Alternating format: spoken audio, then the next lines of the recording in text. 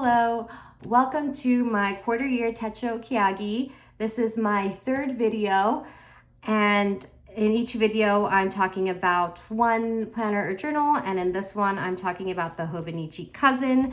My first two videos were planners, and although this can technically be considered a planner, I'm more using it as a journal and creative notebook. Quick backstory on why I bought this.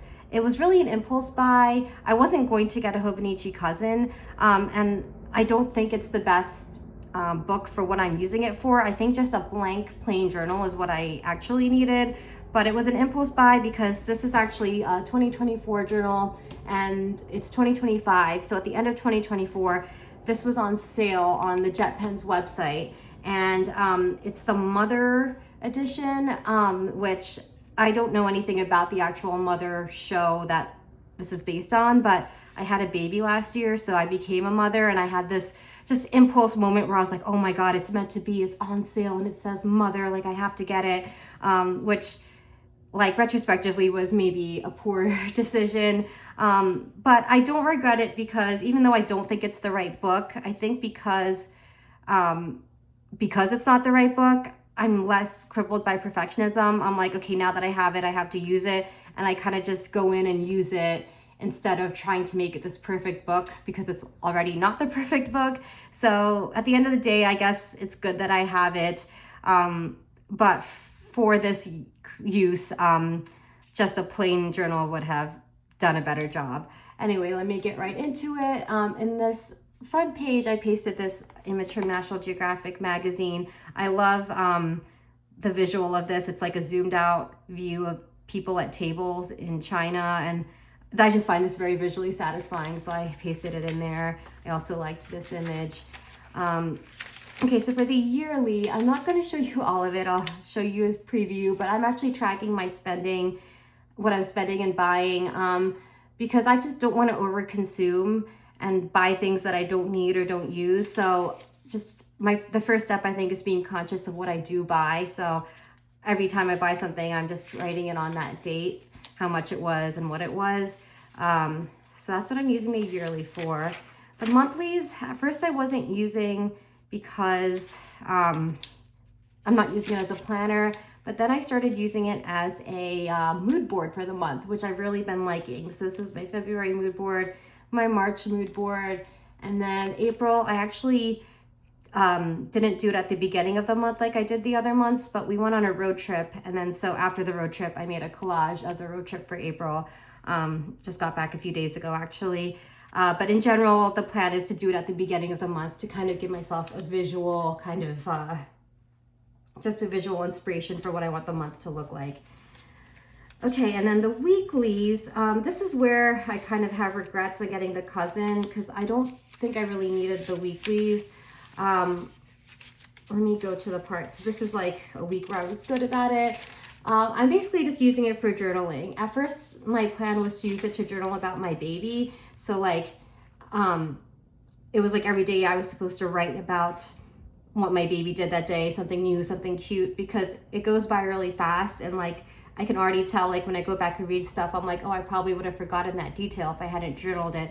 So I really like journaling it about that, but it was actually hard to fill up this much space every day about my baby because honestly, some days are like, all right, I mean, I don't know if there was that much new to write about.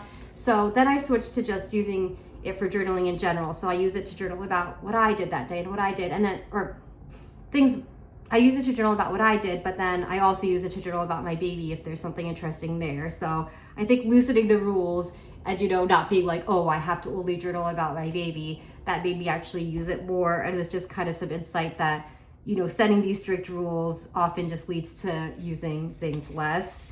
And then that brings us to the dailies, where it's really anything goes. I have a separate journal for super personal stuff, which I'll show in a different video in this series, but this one is for kind of all sorts of things, but kind of the general rule is like, I don't want it to be so personal that I wouldn't want someone else to read it. Like if a friend or family member or the internet were to see what's in here, I wouldn't be like too embarrassed or too exposed. So it's just all sorts of things. This is the beginning of January. I was starting this like health challenge, so I had some notes about that. But then yeah, just journaling, sketching, doodling, drawing.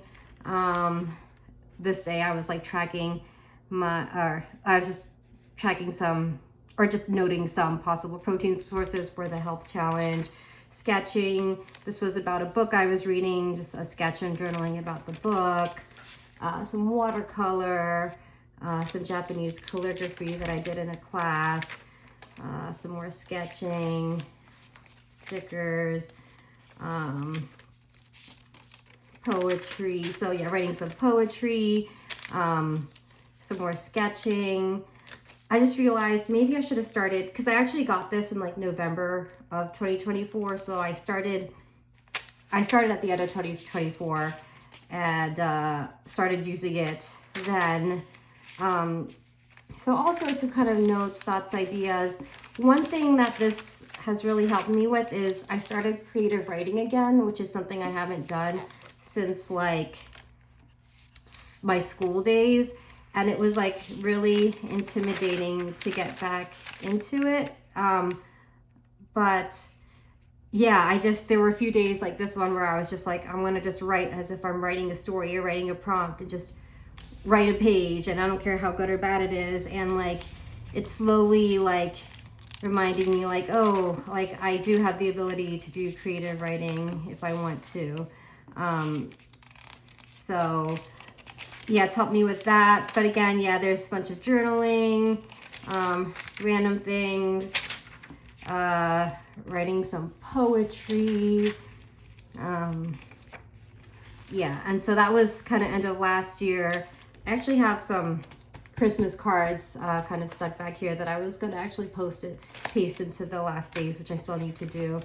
But yeah, back to this year, some more art. Back to the health challenge.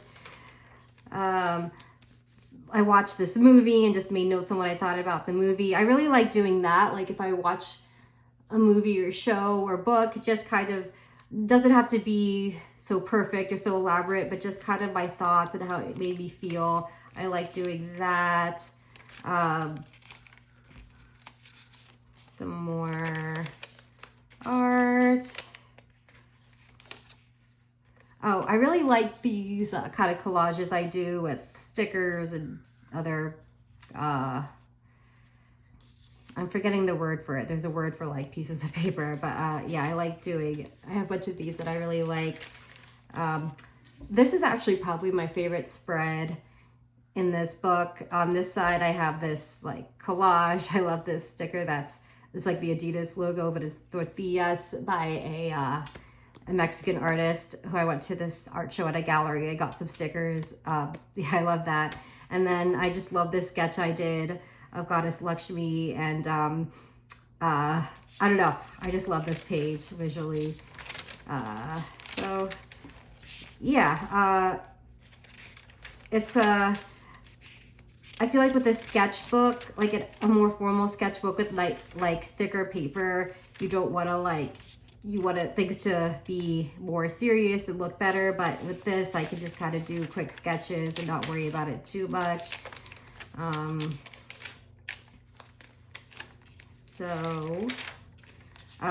Yeah, I'm currently doing an art class about urban sketching by Dear Elanco.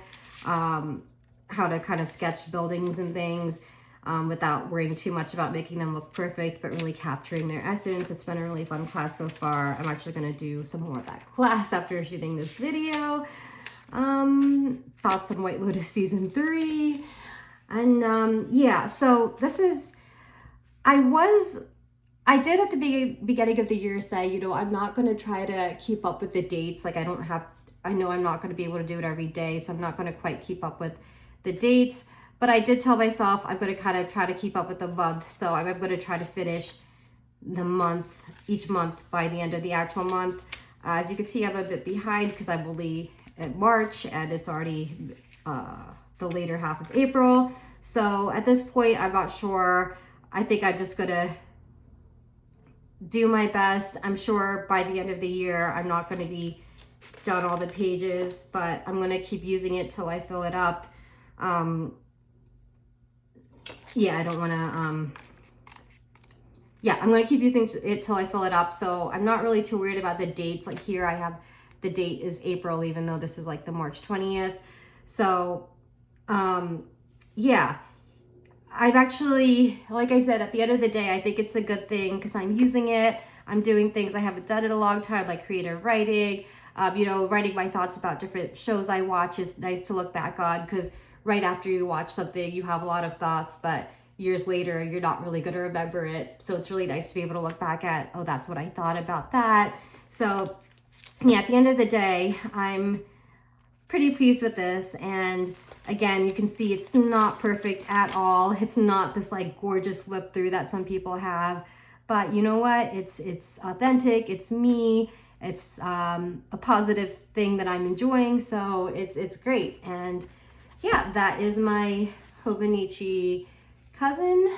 And thank you for watching. Bye.